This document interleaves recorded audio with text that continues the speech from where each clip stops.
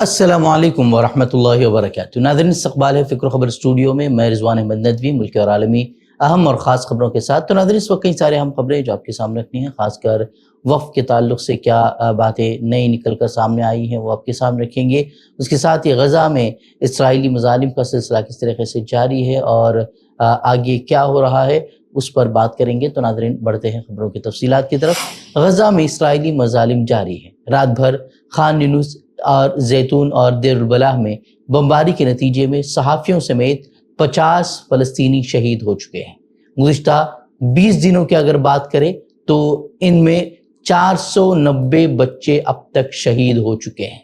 वहीं हमास ने इसराइली हमलों में बच्चों की शहादत की शदीद मजम्मत करते हुए कहा है कि गज़ा में बच्चों के अमवात इसराइली जंगी जराइम का वाज़ेह सबूत है। उन्होंने अमेरिका और इसराइल को गज़ा में होने वाली नस्ल कुशी के लिए बराबर का जिम्मेदार ठहराया। साथ ही अरब ममालिक और आलमी बरादरी को इसराइली जारहियत रुकवाने में नाकाम करार दिया। इसी दरमियान गज़ा पर जारी इसराइली दहशतगर्दी के खिलाफ जद्दोजहद जारी रखने वाले हमास के अल-क़साम ब्रिगेड ने इसराइल के शहरों पर रॉकेट हमला किया है, जिसके बाद वहाँ चीखो पुकार जो है वो मच गई। उसकी वीडियो सोशल मीडिया पर अब वायरल हो रही है। जंग के 18 महीने बाद भी अल-क़साम की जानिब से रॉकेट दागना ये साबित करता है कि हमास को तबाह करने का इसराइली दावा सिर्फ और सिर्फ प्रोपेगेंडा है। वहीं 23 मार्च को जुनूबी गज़ा में, जैसा कि आप सभी को मालूम है, कि 15 फ़लस्तीनी इमदादी कारकुन इसराइली फ़ौज की फायरिंग में जाँ बहक हो गए थे। एक हफ्ते बाद उनकी लाशें एक इज्तिमाई कब्र से मिली थी। इसराइल ने पहले तो दावा किया था कि इमदादी गाड़ियां मशकूक थीं, लेकिन रेड क्रेसेंट की वीडियो और वाहिद जिंदा बचाने वाले पैरामेडिक के बयान ने इसराइली मौक़िफ़ को झूठा साबित कर दिया है। वीडियो में वाज़ेह तौर पर इमरजेंसी लाइट्स और यूनिफॉर्म के साथ मौजूद एहलकारों को फायरिंग का निशाना बनाते हुए दिखाया गया है। जो वीडियो मंजराम पर आई थी वो इंतहाई दिल दहला देने वाली वीडियो थी, जिसमें देखा जा सकता है कि किस तरीके से अपने आखिरी लम्हा जो है वो रिकॉर्ड कर रहे हैं कि किस तरीके से उन पर हमला किया गया था। वह अक़वाम मुत्तहिदा और फ़लस्तीनी रेड क्रेसेंट ने वाक़े को मुनज़्ज़म कत्ल करार देकर इसकी आज़ाद तहक़ीक़ात का मुतालबा किया है। ये वाक़या 2017 के बाद रेड क्रेसेंट या रेड क्रॉस एहलकारों पर सबसे महलिक हमला है। वहीं फ़लस्तीनी वज़ारत सेहत ने दावा किया है कि कुछ एहलकारों को गोलियां मारने से पहले उन्हें हथकड़ियां लगाई गई थी और उन्हें तबाहशुदा एम्बुलेंसों के नीचे दफन कर दिया गया था। गज़ा में जंग में इसराइल के अहम साथी अमेरिका ने यमन पर फ़ज़ाई हमले तेज़ कर दिए हैं। कल रात हुए अमरीकी हमलों में यमन में 2 अफराद शहीद और 9 ज़ख्मी हुए हैं। हुसियों के मुताबिक अमरीकी फ़ज़ाइया ने 2 मंजिला रिहायशी इमारत को निशाना बनाया था। बता दें कि इससे कबल भी अमेरिका ने यमन पर हमले किए थे, जिसमें बताया जा रहा था कि आम शहरियों को ही निशाना बनाया गया था। और जंगी मुजरिम नेतन्याहू अपने साथी ट्रंप से मुलाकात के लिए अमेरिका पहुंच चुका है। इसी दरमियान एक दिलचस्प बात यह हुई कि इसराइली वज़ीर-ए-आज़म बेंजामिन नेतन्याहू के तैयारे ने बुडापेस्ट हंगरी से वाशिंगटन के लिए अपनी परवाज के दौरान तकरीबन 400 किलोमीटर का फ्लाइट रूट इख्तियार किया, ताकि बैनुल-अक़वामी फौजदारी अदालत की जानिब से उनके खिलाफ जारी किए गए वारंट गिरफ्तारी पर अमल दरामद करने के इरादे वाले ममालिक के जो फ़ज़ाई हुदूद है उस पर से वो परवाज न करे, और हो सकता है कि वो फैसलों पर अमल दरामद कर दे। तो इस खतरे की वजह से एक लंबा रूट लिया और उसके बाद वो वाशिंगटन पहुंचे हैं। हमें बताया जा रहा है कि नेतन्याहू जंगबंदी की तजवीज़ पर अमेरिका में जाने के बाद वहां बातचीत कर सकते हैं। इस दरमियान हमास के तर्जुमान ने भी बयान जारी किया है। उनका कहना है कि काबिल इसराइल को जंगबंदी के मुआहदे की पासदारी करनी चाहिए। उन्होंने जोर देते हुए कहा कि हमास ऐसी किसी भी तजवीज़ का खैर मकदम करेगी जो सहयूनी जारहियत को रोकने का बाइस बने। उन्होंने ये भी साफ किया है कि काबिल रियासत को अपनी शराइत हम पर या सालिसों पर मुसल्लत करने की वो इजाज़त नहीं देंगे।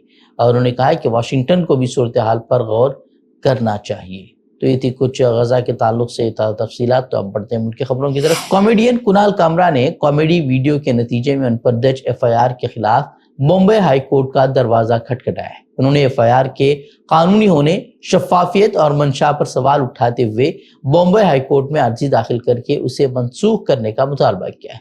गुज़िश्ता दिनों एक वायरल वीडियो में कुणाल कामरा ने मुबैना तौर पर बगैर किसी वाज़ेह हवाले के महाराष्ट्र के नायब वज़ीर आला एकनाथ शिंदे पर गद्दार कहकर तनकीद की थी, जिसके बाद मुंबई के खार पुलिस स्टेशन में उनके खिलाफ मामला दर्ज कर लिया गया था। 4 अप्रैल को खार पुलिस की टीम उनके खिलाफ FIR दर्ज करके پڈوچیری پہنچ گئی تھی تاکہ تفصیلی تفتیش کی جا سکے۔ وہیں کنال کامرا جو کہ تمل ناڈو میں رہتے ہیں، وہ مدراس ہائی کورٹ سے 7 اپریل تک کے لیے جو ہے عبوری ضمانت وہ حاصل کر چکے ہیں۔ یہ ضمانت ان ریاست میں دی گئی ہے جہاں FIR درج نہیں ہوئی ہے، جس سے ان کی گرفتاری سے عارضی تحفظ انہیں مل چکا ہے۔ لوک سبھا اور راجیہ سبھا میں عددی برتری کے بل پر منظور ہونے والے متنازع وقف ترمیمی بل 2025 کو صدر جمہوریہ دروپدی مرمو کی منظوری ملنے کے بعد یہ بل باقاعدہ قانون میں تبدیل ہو چکا ہے۔ اس کے ساتھ اس قانون کے خلاف مزاحمت اب عدلیہ کے دروازے پر بھی پہنچ چکی ہے۔ جمعیت علماء ہند نے اس قانون کو غیر آئینی، مذہبی آزادی پر حملہ اور اقلیتوں کے حقوق کی سنگین خلاف ورزی قرار دیتے ہوئے سپریم کورٹ میں ریٹ پٹیشن دائر کی ہے۔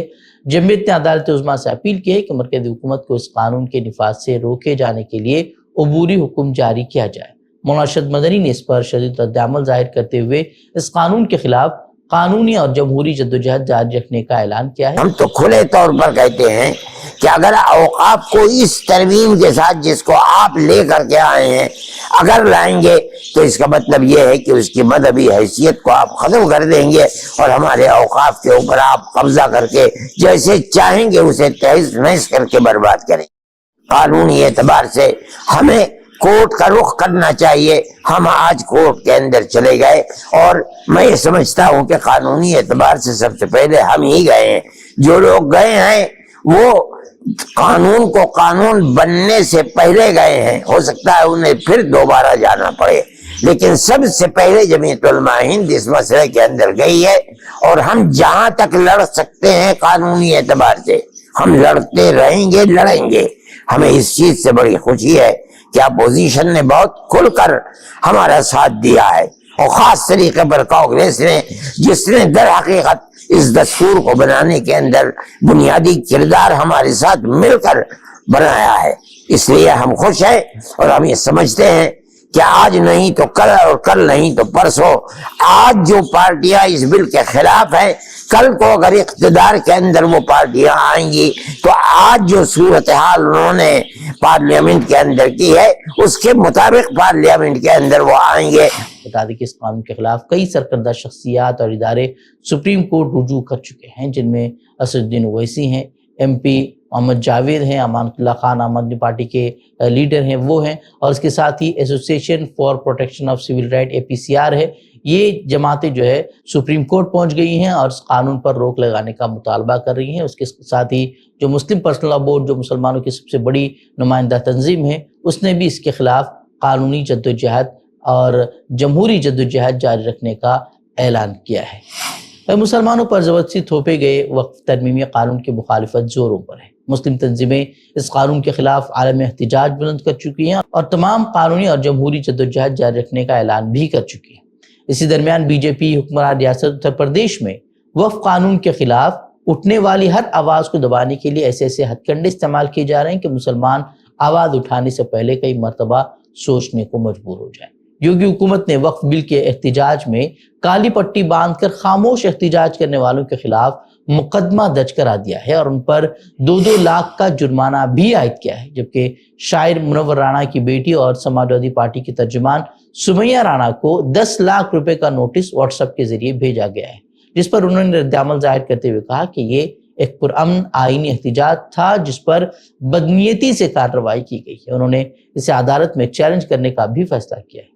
اور UP میں جاری سیاسی انتقامی کارروائیاں قانون کی غیر جانبداری پر بھی سوال کھڑے کر رہی ہیں۔ یہ کارروائیاں نہ صرف انتقامی سیاست کی مثال ہیں بلکہ اظہار رائے کی آزادی پر بھی حملہ ہے۔ وقف قانون کے منظور ہوتے ہی ہندوتوادی شدت پسند عناصر کے حوصلے بلند ہو چکے ہیں۔ سنگم شہر میں سالار مسعود غازی کے مقبرے پر زعفرانی جھنڈا لہرانے کا سنسنی خیز معاملہ سامنے آیا ہے۔ رام نومی پر مہاراجہ سہیل دیو تنظیم سے وابستہ کارکنوں نے مزار کی چھت پر چڑھ کر نہ صرف بھگوا جھنڈا لہرایا بلکہ نعرے بھی لگائے۔ مزار پر چڑھنے والے درجنوں کارکنوں نے کہا کہ سالار مسعود غازی حملاور تھے اور پریاگراج ایک مذہبی شہر ہے، اس کی یہاں کوئی جگہ نہیں ہونی چاہیے۔ نوجوانوں نے انتظامیہ کو ایک میمورنڈم بھی دیا جس میں مزار کو گرانے اور زمین ہندوؤں کے حوالے کرنے کا مطالبہ کیا گیا ہے۔ حیرت کی بات یہ کہ وقف قانون کے خلاف پرامن احتجاج کرتے ہوئے کالی پٹی باندھنے پر ان کے خلاف مقدمہ درج کر کے ان پر 2 لاکھ کا جرمانہ عائد کر دیا گیا، لیکن ایسے شرپسند جو کھلم کھلا سماج میں انتشار پھیلا رہے ہیں اور ماحول بگاڑنے کی کوشش کر رہے ہیں، ان کے خلاف کوئی کارروائی اب تک نہیں ہوئی ہے۔ بہار اسمبلی انتخابات سے کچھ مہینے پہلے ہی جے ڈی یو ٹوٹ پھوٹ کا شکار ہے۔ وقف معاملے پر نتیش کمار کے موقف کی وجہ سے اب تک نصف درجن سے زیادہ مسلم رہنما پارٹی چھوڑ چکے ہیں۔ اب بھی جو ہے مزید کئی لیڈران قطار میں ہیں جو غور و خوض اور رائے مشورہ کر رہے ہیں۔ جب سے وقف ترمیمی بل کا معاملہ سامنے آیا ہے، نتیش کمار نے اس پر کوئی بیان جاری نہیں کیا ہے۔